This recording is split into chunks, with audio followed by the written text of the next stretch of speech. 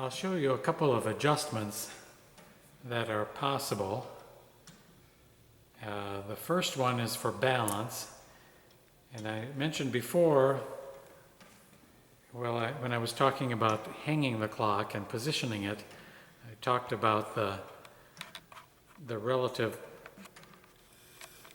distance that these two pendulum legs will lift away from the wheel as the pendulum is swinging. And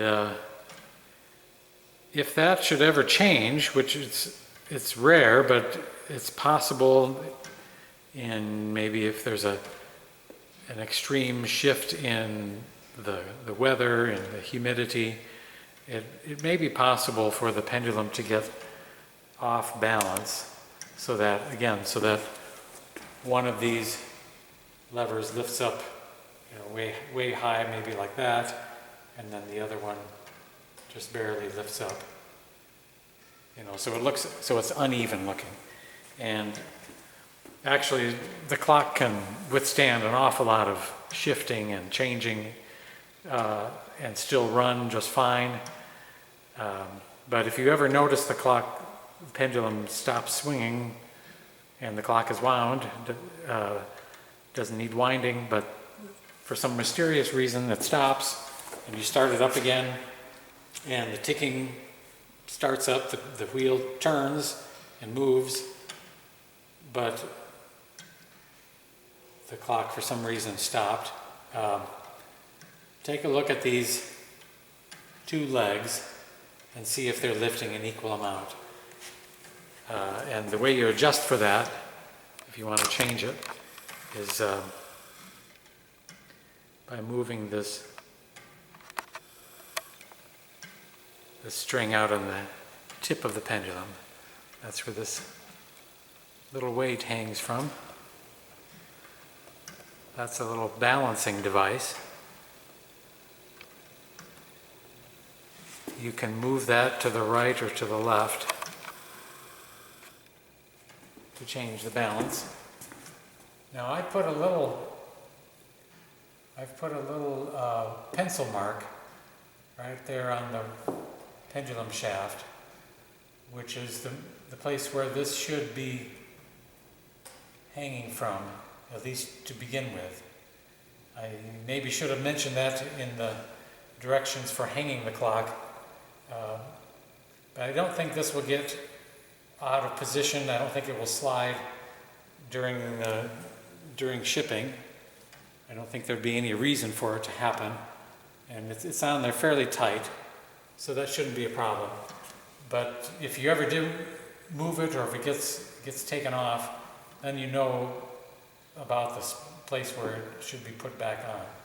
But if you do notice that here, I'll just show you. I moved it out, as you can see. I think you can see. Let's see. I'll zoom it up a little more here. Maybe you can't see that mark. There's the little pencil mark, the moving target here. I moved the string now about 1/4 of an inch to the left of that mark. Now let's just take a look at these legs.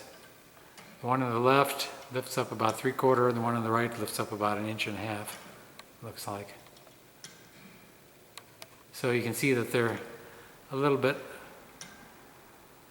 unbalanced. The clock could probably run forever that way. It may have no problem at all. But if there's any little bit of a variation in the amount of swing of the pendulum, or if it gets even more off balance, I'll move it over 1/2 inch now. Now that just barely released, this one lifted way up, and if it ever gets to the point where one side can't lift up enough to release the peg, then of course the clock will stop.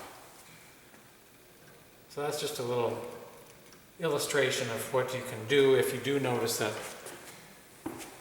the pendulum is out of balance. You can move that little weight one way or the other.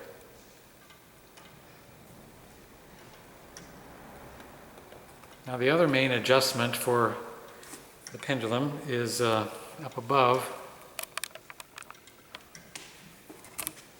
that egg-shaped piece of wood on the shaft can be moved in order to adjust the speed. So if you want the clock to run faster or slower, you can move that little weight up there. It's not on real tight. You can wiggle it, turn it. In fact, if you turn it far enough, it just comes loose completely. And if you slide this up, the clock will go slower. Slide it down to go faster. It's the same principle as an old mechanical metronome for musicians to keep time in music.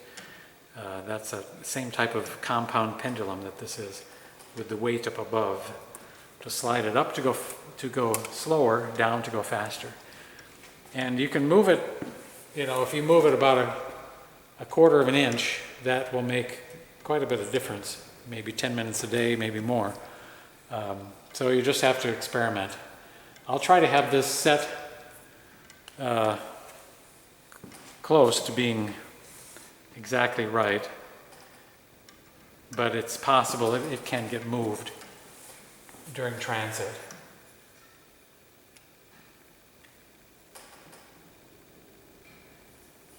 Notice, if you can see that, yeah, that it has a light patch on the front, which is a bit of the sapwood showing. You can see a little bit on the edge of the pulley there too on each side.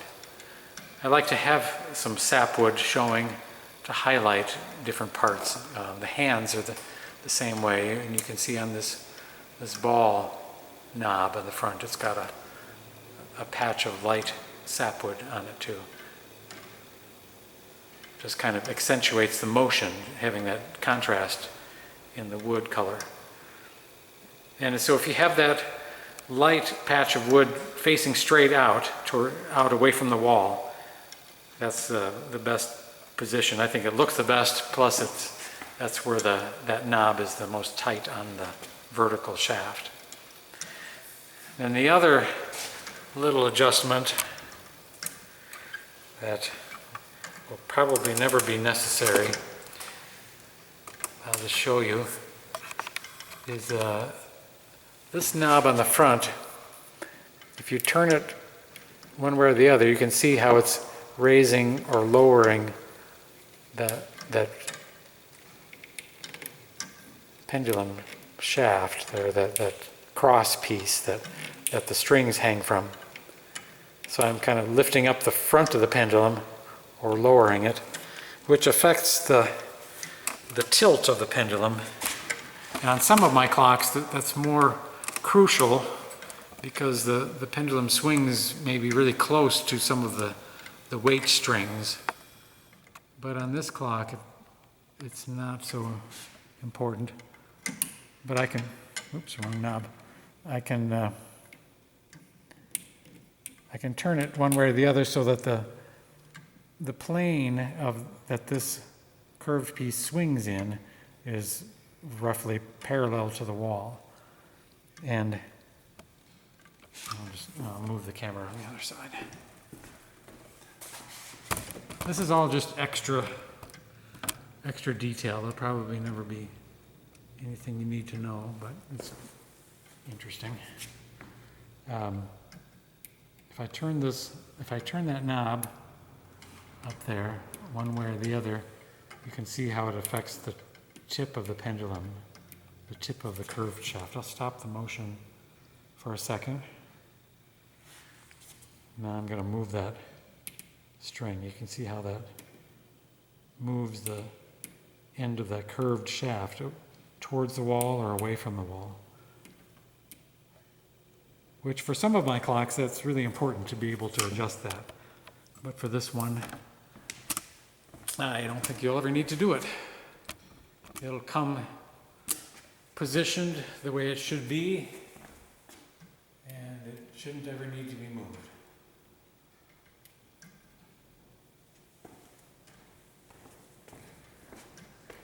And that's it for pendulum adjustments. And the only one you probably will do, at least on any kind of regular basis, might be the speed adjustment up above.